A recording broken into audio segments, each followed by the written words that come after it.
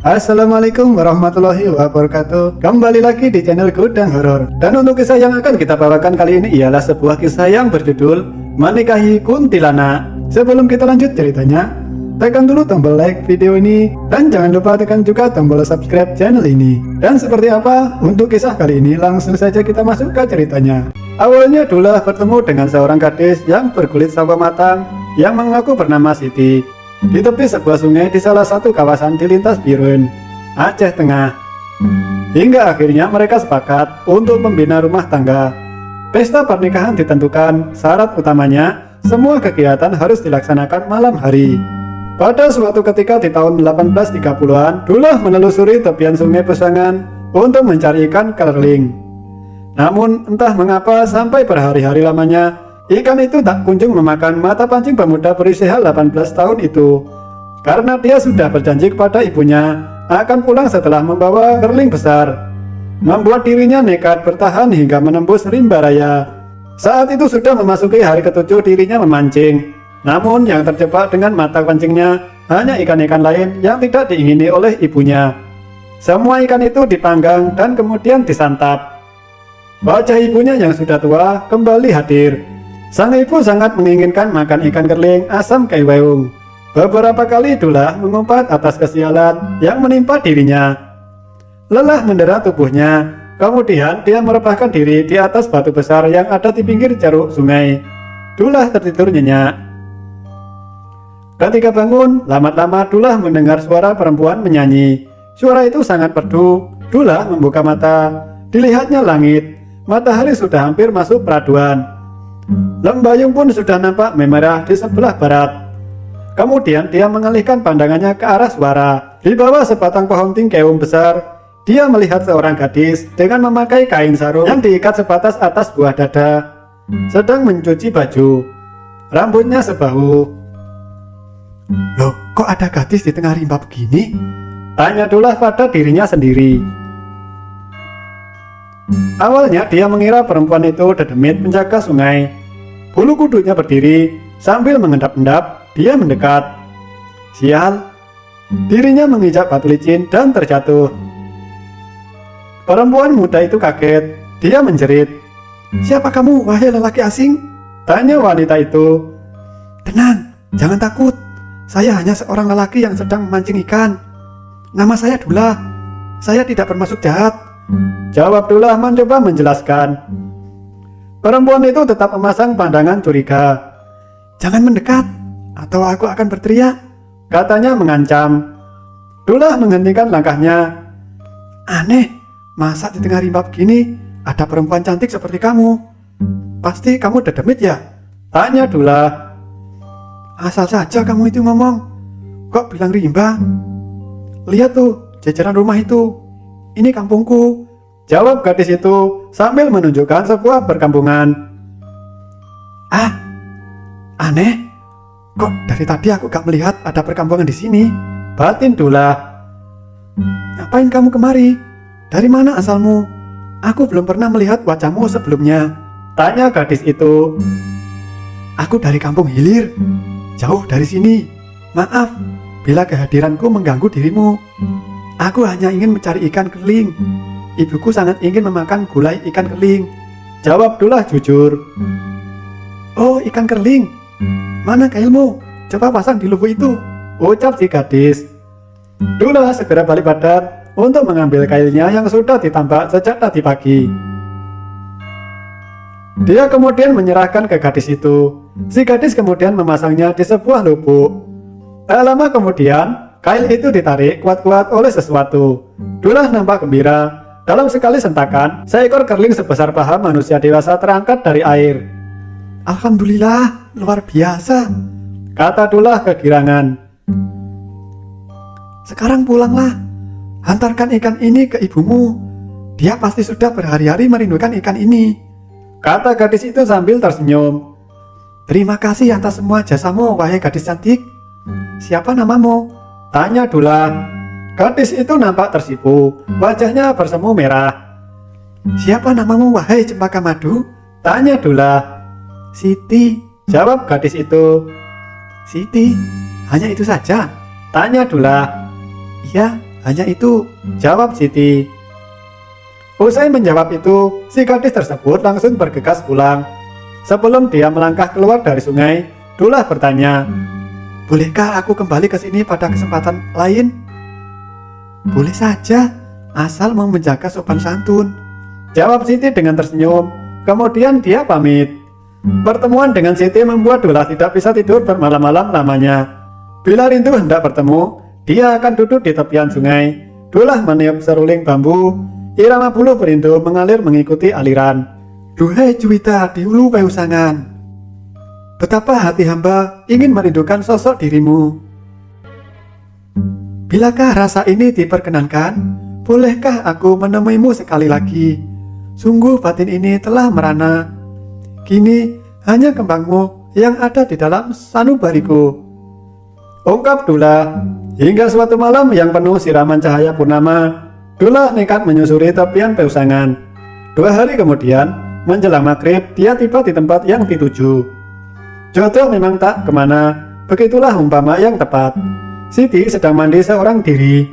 Dullah sempat berpikir nakal. Dia hendak mengintip, namun suara Siti membuat dirinya membatalkan niat itu.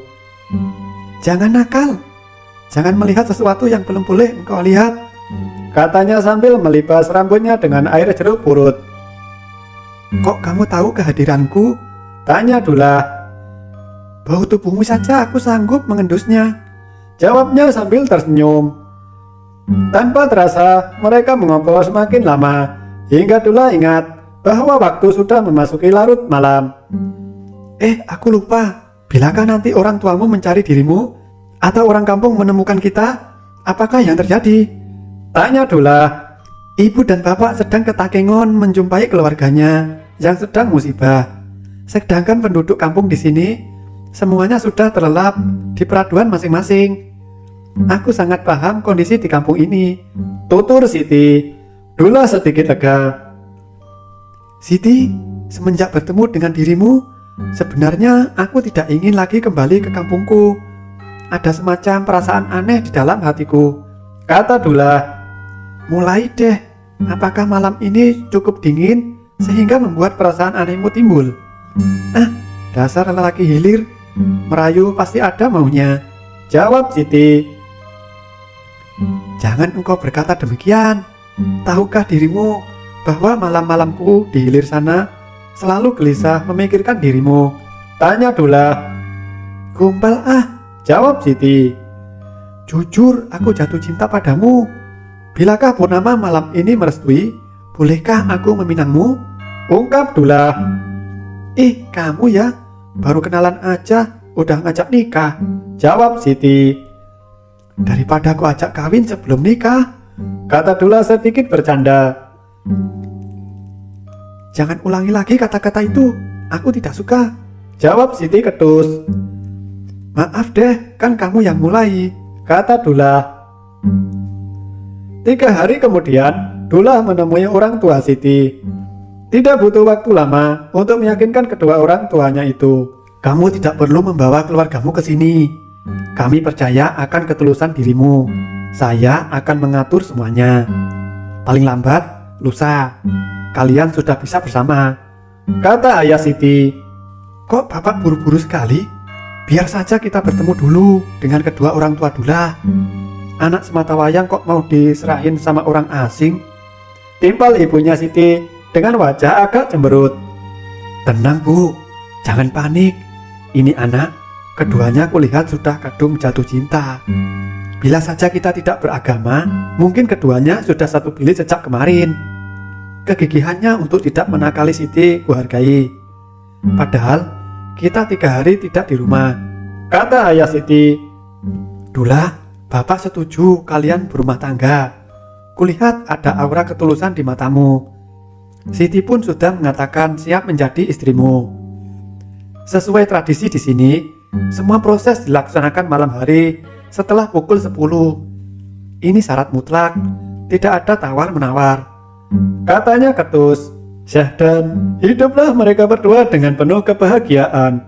Selama 1 bulan lamanya, Dullah dan Siti berbulan madu. Selain bertemu dengan sanak saudara Siti, mereka berkesempatan berduaan di Danau Laut Tawar. Hingga pada suatu hari Siti melahirkan. Sebelum istri tercinta melahirkan, Dullah harap-harap cemas. Namun dia bertambah cemas ketika Siti siap melahirkan dan ternyata wajah bayinya sangat mengerikan. "Kenapa dengan anak kita, Siti? Kenapa wajahnya seperti ini? Buruk sekali," tanya Dullah. Siti menunduk. Rona wajahnya seketika berubah sedih. Dia membatin, mungkin kali ini sudah tiba waktunya Dullah tahu. Kemudian dia menceritakan semuanya. "Apa? Kamu bukan manusia. Kamu kuntilanak. Kenapa bisa kita menikah dan terlihat hidup normal?" kata Dullah terkejut sejadi-jadinya. "Entahlah, dunia iblis sangat guncang ketika kita menikah. Namun, aku mampu meyakinkan bahwa manusia dan dunia gaib bisa bersatu. Mungkin ini kesalahanku.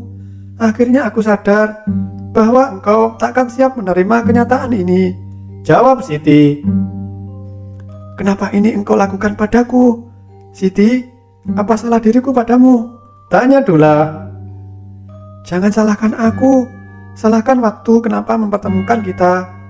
Aku tidak memintamu hadir ke wilayah ini. Bahkan aku tidak pernah mengharapkan juga sebelumnya. Kau hadir bagai genderuwo," jawab Siti. Dullah menangis, apalagi ketika Siti menunjukkan wajah aslinya. Dia menjadi takut luar biasa. "Jangan takut suamiku, walau berwujud iblis, tetapi hatiku tidak seburuk manusia. Manusia bisa saja membunuh manusia lainnya bila rahasianya terbongkar. Namun, bangsa kami tidak seburuk itu," kata Siti. "Sebagai wanita, walaupun dari bangsa iblis, aku tetap punya kasih sayang, apalagi kepada seorang lelaki yang benar-benar mencintaiku secara tulus. Walau setelah mengetahui kenyataan, dirinya mulai mengutuk keadaan," sambungnya. Dullah luruh, perasaan ngeri masih membayanginya.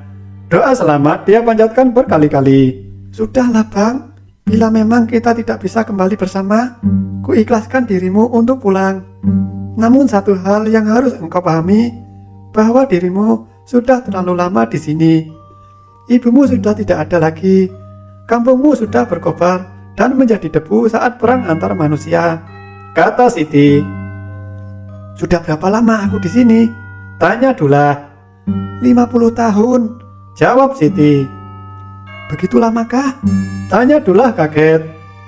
"Iya," jawab Siti. Dullah pasrah. Rasanya baru setahun dia membina rumah tangga dengan iblis wanita itu. Betapa sesuatu yang gaib telah mempermainkan dirinya. Oke teman-teman, sekian kisah kali ini. Bagaimana menurut kalian tentang kisah ini? Silahkan tulis di kolom komentar. Dan silahkan tunggu kisah-kisah horor berikutnya, tentunya tetap di channel Gudang Horor. Sekian, wassalamualaikum warahmatullahi wabarakatuh.